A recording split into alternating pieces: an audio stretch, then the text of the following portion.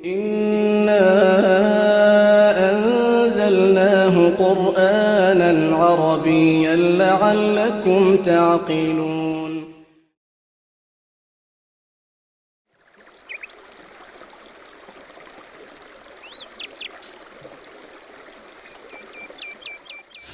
Assalamualaikum warahmatullahi wabarakatuh. Alhamdulillah wassalatu wassalamu ala Rasulillah, amma ba'du. Alhamdulillah kita telah sampai pada pelajaran yang ketujuh. Insyaallah pada dars yang ketujuh ini kita akan membahas pembagian isim berdasarkan jumlah ya.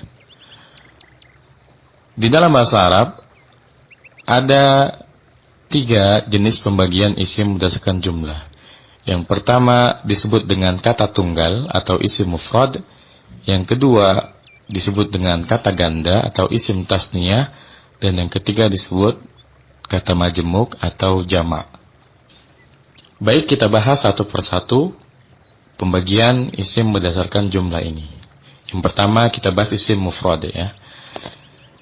Isim mufrad atau kata tunggal adalah asal dari seluruh bentuk ya. Artinya pada dasarnya seluruh kata ini akan merujuk pada isim mufrad ini. Kata tunggal yang sering kita temukan dalam percakapan sehari-hari, contohnya qalamun ya. Qalamun maka artinya adalah sebuah pulpen. Kemudian kitabun ini artinya adalah sebuah buku. Kemudian kita juga sering mendengar istilah muslimun, ini adalah orang Islam ya, seorang muslim. Muslimun, seorang muslim.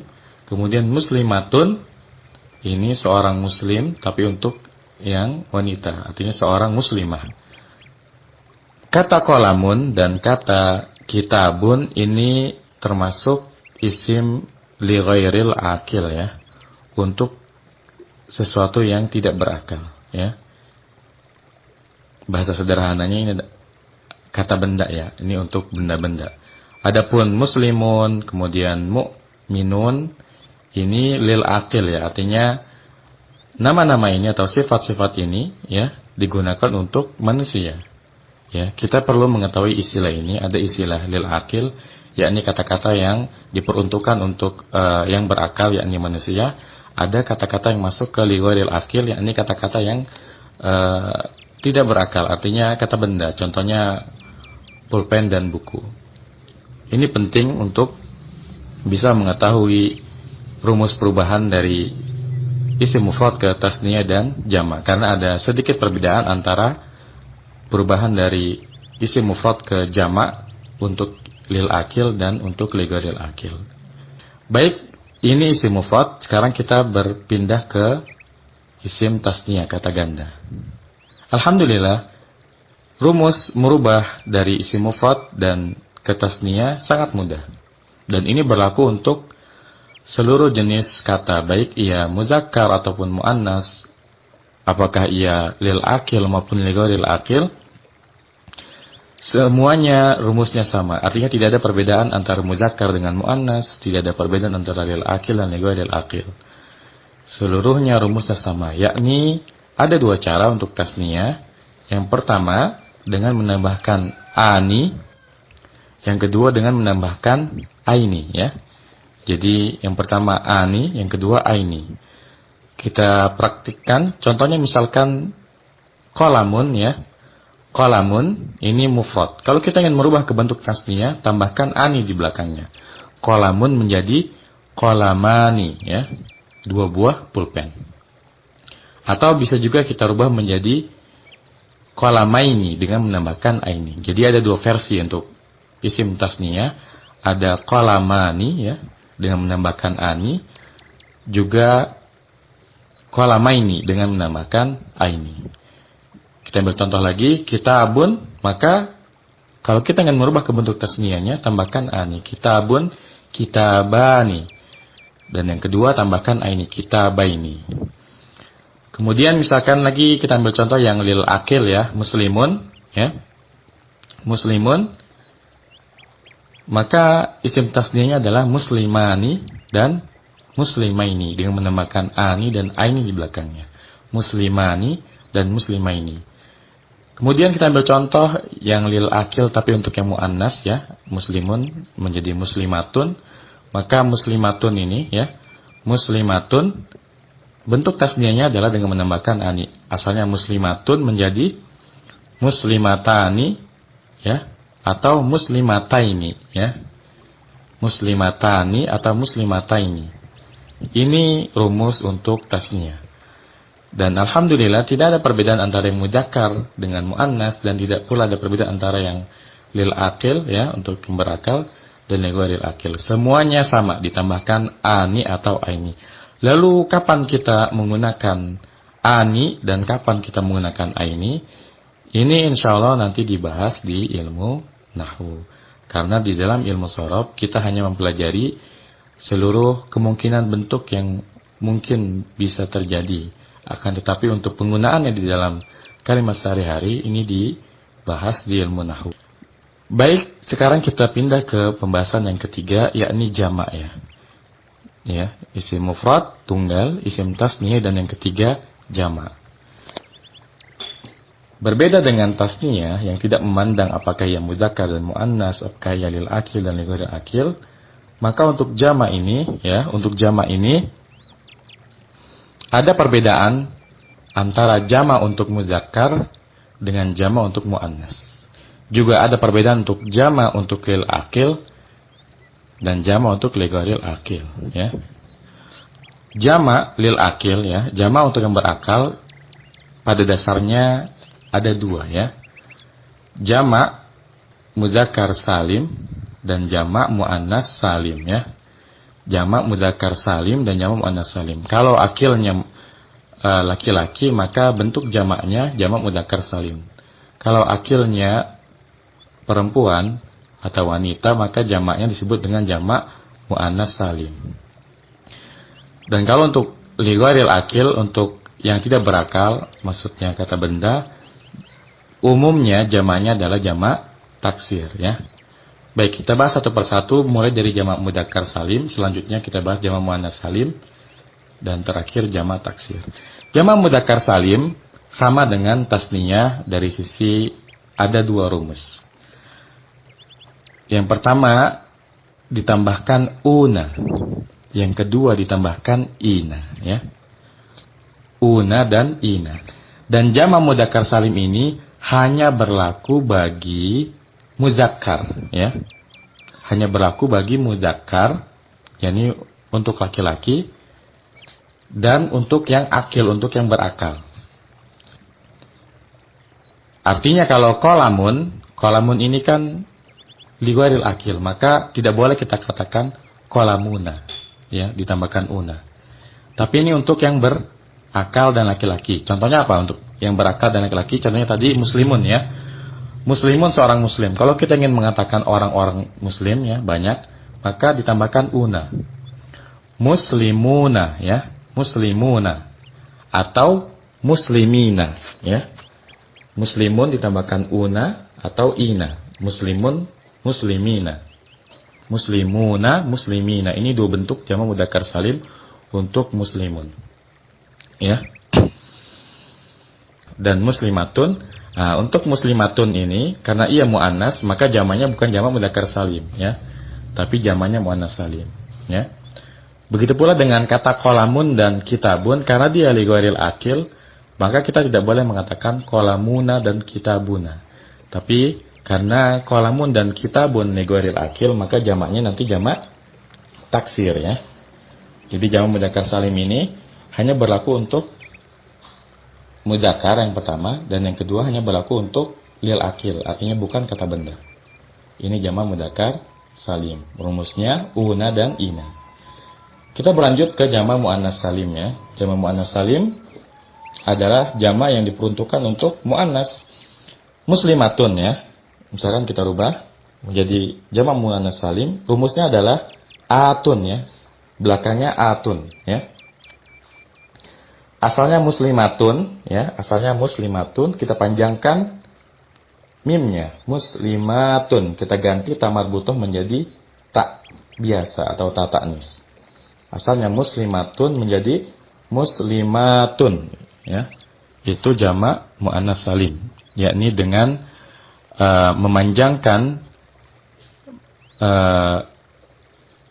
mimnya dan ditambahkan ta biasa. Akan tetapi memang untuk membentuk jamak muannats salim ini yang paling mudah kita rubah dulu menjadi mudzakarnya ya.